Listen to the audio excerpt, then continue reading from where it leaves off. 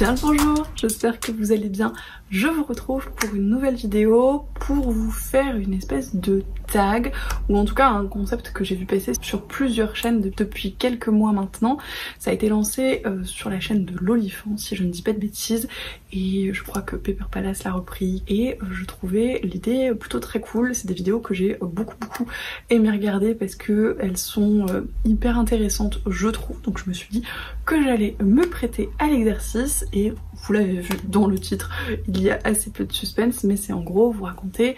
comment je lis et tout ce qui se passe autour de mes lectures, de comment je choisis les livres, de comment je les sors de ma pile à lire, de comment je les lis, etc. Et c'est vraiment un concept que je trouve très cool, donc merci à l'Olifant si jamais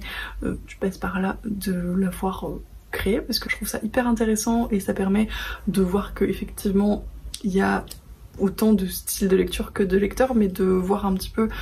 les différents modes de lecture, les différents modes d'achat, etc. Je trouve ça très chouette. Et encore une fois, c'est un tag, c'est un concept qui a pas mal circulé, mais si jamais vous l'avez fait ou que vous voulez le faire dans le futur, n'hésitez pas à me le partager parce que vraiment je trouve ça extrêmement intéressant. Et voilà, cette introduction est déjà suffisamment longue. On va passer gentiment aux espèces de questions thématiques et je vous propose qu'on commence tout de suite. Et la première question, le premier grand axe de cette vidéo, c'est bien évidemment l'origine de tout. Comment on découvre l'existence d'un livre, comment on en entend parler pour la première fois, ou qu'est-ce qui fait que il vient à titiller un petit peu notre intérêt. Alors ça a pas mal évolué ces derniers temps, mais je pense comme beaucoup de gens, notamment grâce à l'arrivée de Booktube. Je pense que des années en arrière, c'était plutôt pour moi dans le bouche à oreille et parfois sur des trucs que je croisais un petit peu fortuitement en librairie quand la couverture et le résumé me plaisaient, et ça a vraiment énormément évolué depuis que je suis Booktube, pas depuis que je fais des vidéos, mais depuis que je regarde activement des vidéos, ce qui doit faire une dizaine d'années je pense, tout simplement parce que je connais de moins en moins les résumés et je veux de moins en moins les connaître, et je me fie plus à des recommandations de personnes en qui j'ai confiance, c'est-à-dire pour lesquelles je sais qu'on a des goûts relativement proches, ou s'ils utilisent des mots-clés ou des grands thèmes qui m'intéressent, qui m'interpellent en parlant d'un livre, je vais un petit peu me pencher dessus. Je reste toujours une lectrice assez superficielle dans le sens où j'aime bien avoir des jolies éditions, j'aime bien avoir des jolies couvertures, je trouve que ça participe à l'expérience de lecture, et que si un livre n'est pas esthétiquement plaisant, s'il n'est pas beau, et ben je vais moins apprécier de le reprendre, je vais moins apprécier, alors ma lecture pas forcément, mais en tout cas tout ce qu'il y a autour, le fait de le ranger dans ma bibliothèque, le fait de le regarder, le fait de le feuilleter, etc. ça va moins être agréable, donc ça va un petit peu participer à l'ensemble dans le négatif. Donc j'avoue que quand je choisis mes lectures et que disons que c'est pas un livre dont j'ai entendu énormément de choses, je l'ai un petit peu vu passer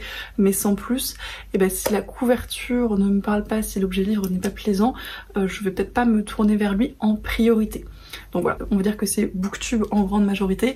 l'esthétique du livre quand même en partie, et puis également sur Bookdod où je suis un petit peu les sorties, notamment les sorties des auteurisses que je suis assidûment et que j'apprécie, celles et ceux que j'achète un petit peu les yeux fermés. Donc ça peut être Becky Chambers, ça peut être Patricia Briggs, ça peut être Aurélie Wallenstein, enfin voilà, plein d'auteurisses que j'apprécie énormément et que je suis relativement aveuglément. Il faudrait que je vous fasse une vidéo à ce sujet d'ailleurs, parce qu'il y en a quelques-uns où vraiment je sais que peu importe ce qu'ils sortent, je vais me jeter dessus, alors à plus ou moins long terme, et je vais passer un excellent moment, et que c'est plutôt gage de qualité globalement. Il y a eu une autre évolution également depuis quelques années maintenant, c'est sur mes choix de graphique. Il y a eu toute une période où j'avais vraiment du mal à trouver ce qui me convenait en termes de bande dessinée et de manga. J'ai fait pas mal de tests qui se sont révélés pas forcément très concluant parce que j'arrivais pas à trouver ce qui me plaisait, les histoires que j'avais envie de lire, les styles graphiques que j'appréciais, etc. Et depuis que j'ai déménagé, j'ai découvert une formidable librairie de graphiques dont je vous ai déjà parlé un petit peu, je pense, notamment en achat livresque parce que j'achète vraiment quasiment tous mes graphiques chez eux. Donc c'est la mystérieuse librairie nantaise et c'est une librairie qui est absolument formidable et qui m'a permis de redécouvrir un petit peu les graphiques et de finalement réussir à sélectionner davantage ce qui me convenait en termes à la fois de style narratif, en termes de style graphique, mais également en termes de genre et en termes de thèmes abordés. Et j'ai fait vraiment d'excellentes découvertes depuis que je vais régulièrement dans cette librairie et je pense que ça va continuer comme ça. Donc voilà, pour les graphiques, c'est vraiment en grande majorité en librairie. Alors parfois je me fais également un petit peu influencer par Booktube, mais c'est plutôt pour la partie anglophone des graphiques, celle qu'on voit un petit peu moins en physique en France, mais vraiment pour les graphiques qui sont parus en français, c'est en librairie que ça se passe pour la grande majorité, où je vais me retrouver juste hypnotisée par une couverture, hypnotisée par un trait, je vais regarder un résumé qui m'interpelle. Les libraires vont mettre des petits coups de cœur, des petites annotations qui vont m'attirer dans telle ou telle direction, et encore une fois c'est l'occasion de faire d'excellentes découvertes que je poursuis souvent par la suite en rebondissant sur l'auteur, sur la maison d'édition, sur la collection, ce genre de choses.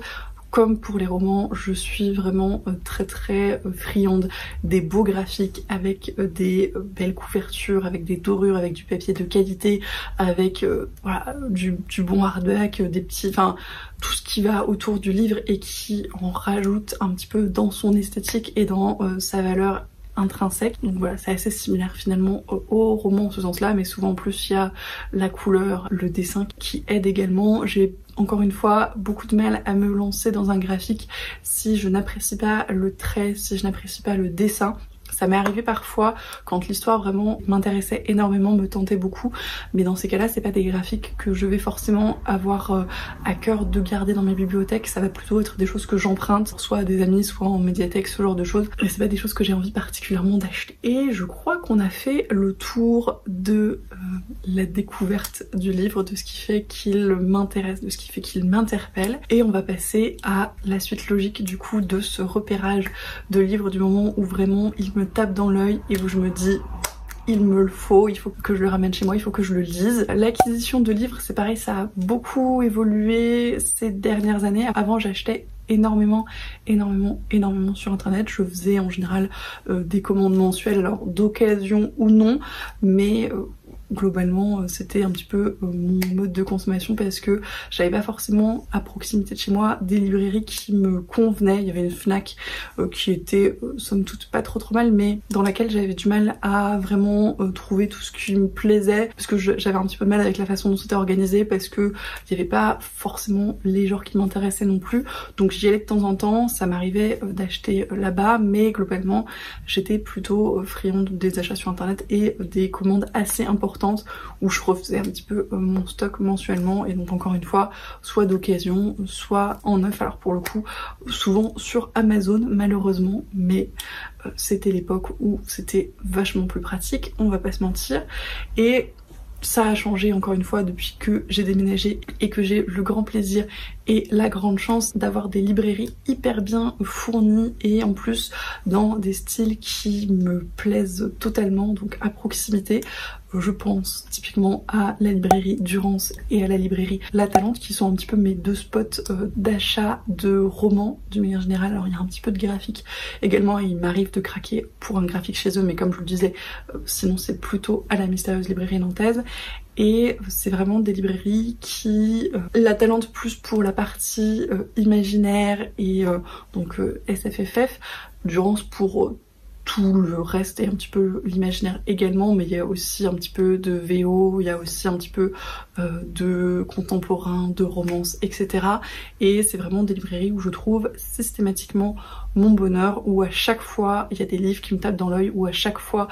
j'ai envie d'acheter. Et en plus je trouve que c'est des librairies qui ont vraiment une ambiance qui invite à la lecture, qui invite à la découverte et qui sont hyper agréables. Donc c'est vraiment un plaisir d'acheter des livres là-bas et c'est un plaisir que j'ai redécouvert, le plaisir de flâner en librairie. Alors je vous disais que je découvrais souvent des livres sur Booktube, de plus en plus maintenant ça m'arrive de faire des découvertes en librairie. Alors ça reste assez rare comparé au reste, mais ça m'est arrivé 2-3 fois d'acheter un livre dont je n'avais jamais entendu parler nulle part, parce que simplement il m'a tapé dans l'œil dans les rayonnages et que, encore une fois, la couverture et ce que j'ai lu rapidement du résumé m'ont suffisamment plu pour que je me laisse tenter, et globalement ça a été de très bonnes découvertes également. Et donc voilà, donc maintenant, je pense que la grande majorité de mes achats se fait en librairie. Alors il m'arrive parfois de commander, mais directement à la librairie Durance pour que en fait ils commandent eux-mêmes les livres qui ne sont pas forcément disponibles dans leur rayon si j'ai envie de livres en particulier à un instant T. Et donc après je vais récupérer ma commande et souvent j'en profite pour craquer pour autre chose, parce que sinon ce ne serait pas rigolo du tout, n'est-ce pas? Et donc voilà, la grande majorité de mes achats se fait désormais en physique, et j'ai quand même gardé un petit peu d'occasion. Alors encore une fois, un petit peu en physique, puisqu'il y a également quelques bouquineries très sympas dans le coin, et un petit peu toujours sur Rakuten et maintenant Vinted, que j'ai commencé gentiment à utiliser mais sur lequel j'ai pas encore fait beaucoup d'achats. Je reste très cliente de Rakuten parce que je comprends bien le principe, j'arrive bien à m'y retrouver. Je trouve que c'est un site qui est pratique parce qu'on peut acheter à la fois des particuliers et à la fois des grands groupes type Gibert, Mox, etc. Il y a une espèce de système de cashback où à chaque fois que vous faites des achats, et ben vous avez un petit pécule qui s'accumule dans votre cagnotte. Enfin, je trouve que le système est plutôt bien fichu et ça me permet d'acheter des livres d'occasion de façon assez régulière et à des prix plutôt intéressants. Donc c'est quelque chose que j'apprécie faire également, et je me dis qu'encore une fois c'est une façon un petit peu plus écologique, économique de consommer du livre et de faire en sorte que les livres aient plusieurs vies. Dans cette démarche aussi de me dire que je consomme quand même beaucoup de livres au quotidien en termes d'achat, en termes de lecture, etc. Et que ça a quand même un coût global, donc que ce soit monétaire ou énergétique, et que si je peux le réduire un petit peu, c'est quand même aussi bien. Dans la même veine, je m'astreins un petit peu à un budget d'achat. Alors il y a des mois où c'est un petit peu plus sévère que d'autres, ça va dépendre du reste de la vie en général et de savoir si j'ai des dépenses qui s'ajoutent, etc. C'est très variable et ça dépend aussi de l'état de ma pile à lire et de l'état global des livres que j'ai, etc. Mais j'essaye d'avoir une limite que je franchis ou pas selon. C'est pas quelque chose qui est extrêmement fixé, mais c'est pour avoir un petit peu un seuil si vous voulez, et pas non plus acheter sans compter. Et du coup, quand j'ai ramené ces livres nouvellement achetés chez moi, donc souvent depuis la librairie, le point d'intérêt suivant c'est la pile à lire et un petit peu le timing de lecture. Alors j'ai maintenant une pile à lire qui est un petit peu trop important pour moi, j'en ai déjà parlé 2-3 fois, notamment là dans mes objectifs pour 2023, mais elle a bien dépassé les 120 livres, donc je trouve que c'est un petit peu trop important à l'heure actuelle. Alors pas parce que ça me stresse, dans le sens où j'ai l'impression que je ne lirai jamais tout, parce que vu mon rythme de lecture, je trouve que c'est relativement correct, mais parce que en fait il y a des livres que j'oublie dans la masse des plus de 120 livres, et du coup que je ne lis pas forcément aussi vite que je le souhaiterais, tout simplement parce que je ne sais plus que je les possède. Et du coup dans cette optique là, je l'ai déjà dit, mais j'aimerais un petit peu diminuer ma palle pour que je puisse sortir des livres plus rapidement, pour qu'ils ne végètent pas trop dans ma pile à lire et que je puisse du coup raccourcir un petit peu le timing de lecture. Je me suis rendu compte ces derniers mois que j'appréciais d'autant plus mes lectures quand je les sortais assez rapidement. Alors ça va dépendre des livres, il y a des livres que je peux un petit peu faire poireauter parce que quand je les achète j'ai une idée en tête particulière, je sais à quel moment je veux les lire, etc. Et il y en a d'autres que vraiment je les achète, je les lis un petit peu dans la foulée, et c'est vraiment quelque chose que j'ai envie de continuer à faire et d'encourager. Et ça va un petit peu finalement avec cette optique de réduction de palle. Je vais essayer, je pense, cette année de faire en sorte que les livres que j'achète soient lus dans le mois d'achat autant que possible. Encore une fois, je veux pas trop me mettre la pression, mais un maximum, pour permettre encore une fois un roulement un petit peu plus efficace et de me dire que si je l'achète c'est que j'ai envie de le lire maintenant, sinon ça peut attendre un petit peu et j'achèterai quand j'aurai vraiment envie de le lire tout de suite. Alors encore une fois c'est à nuancer parce qu'il y a certains livres où je me rends compte que j'aime bien les acheter, j'aime bien les avoir un petit peu, vous voyez, m'imprégner de leur présence si on veut, et ne les lire finalement que quelques mois plus tard dans une période vraiment définie mais que je peux aménager parce que je les ai déjà dans ma pile à lire. Donc voilà, c'est un petit peu à nuancer, mais globalement c'est en grande majorité ce que j'aimerais faire, donc lire les livres plus rapidement quand je les achète, et d'un autre côté avoir toujours ces quelques livres que j'achète en prévoyant leur lecture quelques mois plus tard et avoir un petit peu la balance de ces deux choses là. Encore une fois c'est quelque chose que j'ai déjà commencé à faire, et de rapprocher mon timing de lecture par rapport à mon timing d'achat, c'est quelque chose que je trouve très satisfaisant, donc c'est à poursuivre, mais c'est un petit peu comme ça que je me débrouille. Après il y a toujours des livres qui traînent pas mal dans ma pile à lire. Je vous ai fait une vidéo sur les reliques de Mappal que je trouve relativement raisonnable en soi mais que j'aimerais encore baisser davantage. C'est un petit peu l'objectif, et alors ce qui est un petit peu le corollaire de ça, c'est qu'en fait souvent quand j'achète les livres ou quand j'en ai entendu parler, j'ai une vague notion du résumé ou des grands thèmes. Ça m'arrive parfois de relire le résumé au moment de l'achat, tout simplement pour me le remettre un petit peu en tête et être bien sûr que je veuille acheter ce livre à ce moment-là. Et dans ces cas-là, je préfère attendre un petit peu que le souvenir du résumé soit un petit peu effacé de ma mémoire pour vraiment me plonger dans les livres sans en savoir trop. Encore une fois, c'est ce que je préfère ces dernières années, vraiment me plonger dans une histoire sans avoir trop de notions de ce qui s'y passe, avoir juste un petit peu le point de départ, quelques grands thèmes, des petites idées au niveau des personnages, mais pas avoir de résumé précis en tête, parce que souvent je trouve que ça gâche un petit peu les lectures et on s'attend à des choses et du coup on est toujours dans l'anticipation de ce qui va se passer et pas franchement dans ce qu'on est en train de lire et dans ce qu'on est en train de découvrir, et je trouve ça toujours un petit peu dommage. Donc c'est ce que je préfère faire maintenant, et la transition est plutôt pas trop mal sur le point suivant, donc la lecture en tant que telle. Comment je m'organise dans mes lectures, comment est-ce que j'arrive à accorder ça avec mon quotidien. Alors globalement je lis beaucoup, c'est quelque chose auquel je consacre vraiment beaucoup de temps dans ma journée, et j'ai des petits rituels entre guillemets, c'est-à-dire que j'ai des moments qui sont strictement accordés à la lecture. Typiquement le matin avant d'aller travailler je lis 20 minutes, une demi-heure, et puis le soir avant de dormir, où là si j'arrive à bien me débrouiller je peux lire jusqu'à 2-3 heures si vraiment j'ai fait tout ce que j'avais à faire avant. Et c'est pareil en termes de structure, quelque chose que j'apprécie, le fait d'avoir une longue période de temps, au moins une vingtaine de minutes ininterrompue pour la lecture. C'est ce que je préfère parce que c'est ce qui me permet de me plonger vraiment complètement dans une histoire et d'avoir, vous savez, cette sensation où quand on est obligé d'arrêter ou quand on relève un petit peu le nez du livre, et ben on s'est pas rendu compte que ce temps-là avait passé, et c'est vraiment ce que j'apprécie et ce que je recherche particulièrement, et c'est dans ces grandes sessions de lecture que c'est le plus simple, je trouve. Ce qui va avec les rituels, c'est que globalement j'ai des spots de lecture un petit peu privilégiés. Moi je suis très lecture allongée ou semi-assise dans des canapés, dans des fauteuils assez confortables. Au lit, bien évidemment, c'est là où je pense je lis le plus et le mieux. Je lis un petit peu dans les transports en commun, mais de moins en moins. Je le faisais quand je les prenais davantage tout simplement, mais maintenant que c'est moins le cas, ça m'arrive bien évidemment beaucoup moins. Ce que je fais par contre, c'est les livres audio en voiture. Ça c'est quelque chose que je trouve formidable parce que j'ai l'impression de rentabiliser mon trajet, que sinon je considère quand même un peu comme du temps perdu, notamment quand j'en fais pas mal. Donc voilà, le fait de pouvoir allier la lecture à des moments un petit peu plus passifs, et vraiment je trouve que la conduite ça se prête typiquement au livre audio, parce que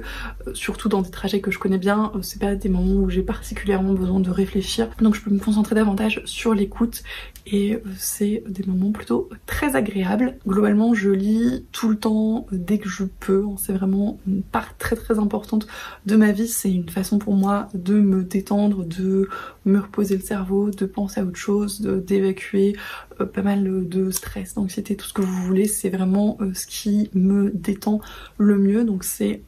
encore une fois quelque chose que je fais vraiment au quotidien. et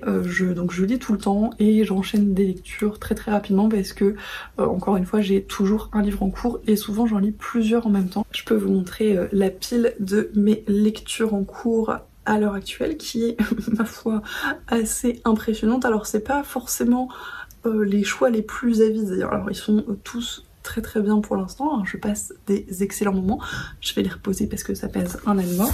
Je disais donc que ce n'était pas forcément les choix les plus pertinents, tout simplement parce que autant j'aime beaucoup avoir plusieurs livres à la fois, notamment en termes de temps de lecture, c'est-à-dire que j'ai toujours un livre que j'amène avec moi au boulot et qui me sert un petit peu à occuper les petits temps morts, les petites pauses que je peux avoir. Donc ça c'est vraiment ma lecture de travail. En général je le choisis pour que ce soit un livre dans lequel ce soit facile de rentrer et de sortir, que les chapitres soient assez courts pour que je puisse en lire un facilement en 5-10 minutes et que ce soit une lecture pas trop longue pour que sur une semaine de travail où j'ai quelques pauses je puisse l'avancer assez vite, ce qui n'est pas du tout le cas de ma lecture de travail actuelle. J'aime bien aussi avoir plusieurs genres littéraires différents dans mes lectures à un instant T, c'est-à-dire que souvent je vais prendre un livre de fantasy et un contemporain ou un truc un petit peu plus léger pour justement ne pas avoir que des univers hyper foisonnants, hyper denses et des lectures qui sont assez exigeantes et pouvoir avoir des moments juste un petit peu plus tranquilles pour mon cerveau. Encore une fois ce n'est pas du tout le cas en ce moment puisque j'ai 4 grosses pavasses de fantasy et une autre pavasse de science-fiction post-apo qui est quand même un petit peu dense, même si elle se lit plus vite que les autres. C'est ce que j'aime bien, mais il arrive comme en ce moment que ce ne soit pas forcément le cas ou possible, tout simplement parce que parfois il y a des challenges ou il y a des lectures que je m'impose entre gros guillemets, mais en tout cas que j'aimerais faire dans un temps donné et que du coup j'enchaîne un petit peu comme ça. Typiquement là, bien évidemment, tous les livres que je vous ai présentés, je vais les lire plus lentement que si j'avais des lectures un petit peu plus légères en parallèle parce que il faut le temps que j'avance sur tout cela. Et un petit peu dans la même veine du style de lecture, je suis plutôt une lectrice active je dirais en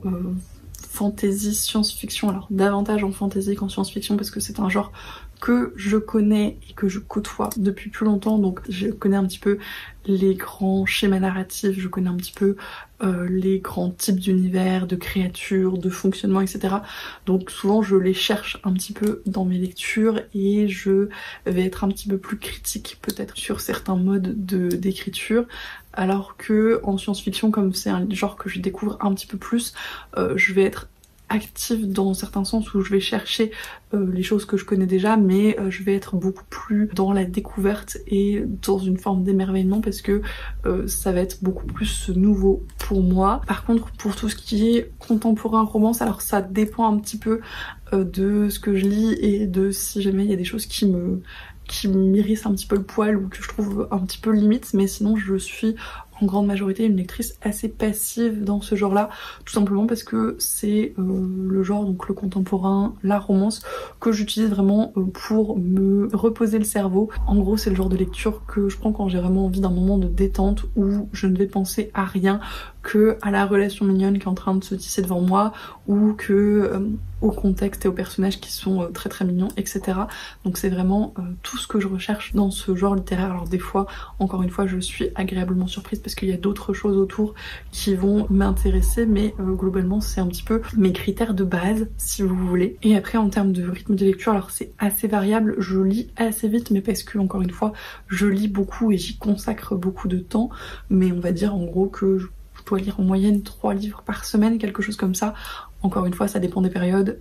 Les grosses bricasses que je vous ai montrées vont probablement me tenir un petit peu plus longtemps que ça, mais c'est la moyenne sur ces derniers temps si on veut. Et je crois que j'ai fait un petit peu le tour des différents axes, des différentes questions